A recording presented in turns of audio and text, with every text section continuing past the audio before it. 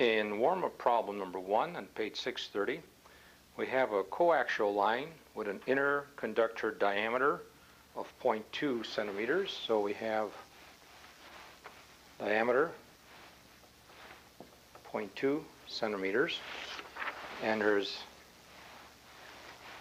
an outer conductor has an inner centimeter,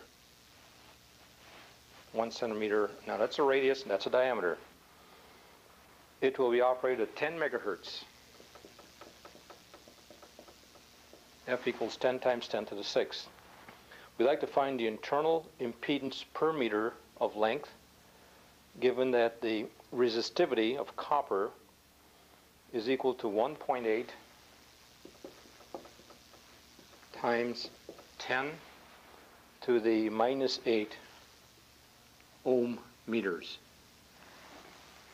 Well, the formula for finding skin depth, delta, is equal to the square root of rho divided by pi times F times mu. This is equation 6.4 in the book, and we are given the value for rho, 1.8 times 10 to the minus 8. We're given the value for F, 10 megahertz, and mu is equal to the mu of air, which we will use a factor of 4 pi times 10 to the minus 7. And if you put this in here and do the calculations, fairly straightforward.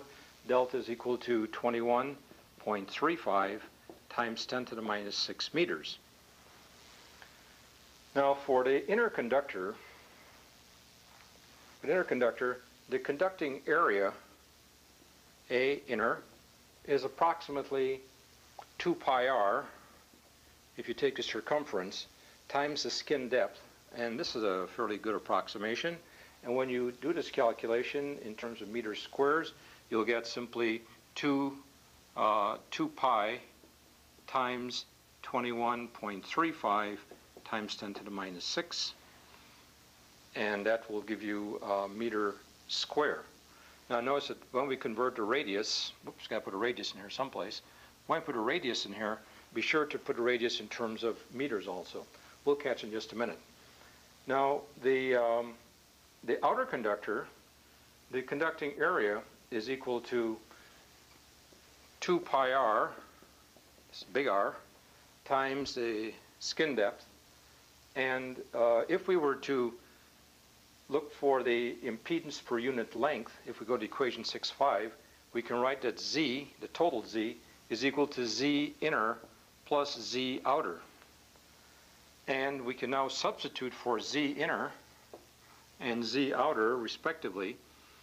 Z is equal to, first of all, Z inner would be rho over delta times 2 pi r, and this is times 1 plus j.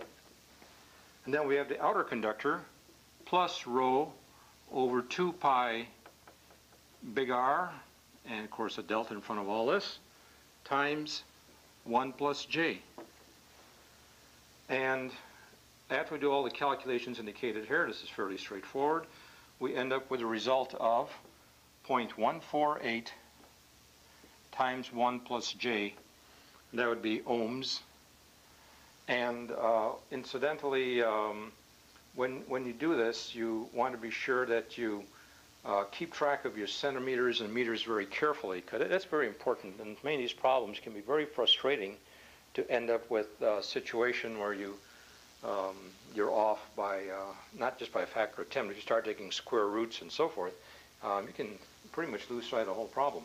So this is the final answer. The internal impedance is 0.148 times 1 plus j. And basically all I've used here is equation 6.4 and equation 6.5.